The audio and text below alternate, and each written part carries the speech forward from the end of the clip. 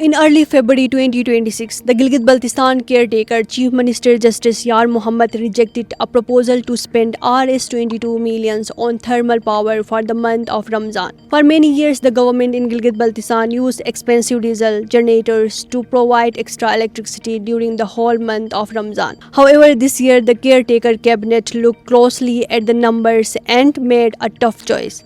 They found that spending Rs 22 millions would only give people about 40 extra minutes of light in a whole day. Information Minister Ghulam Abbas explained that this was a waste of public money for almost no benefit.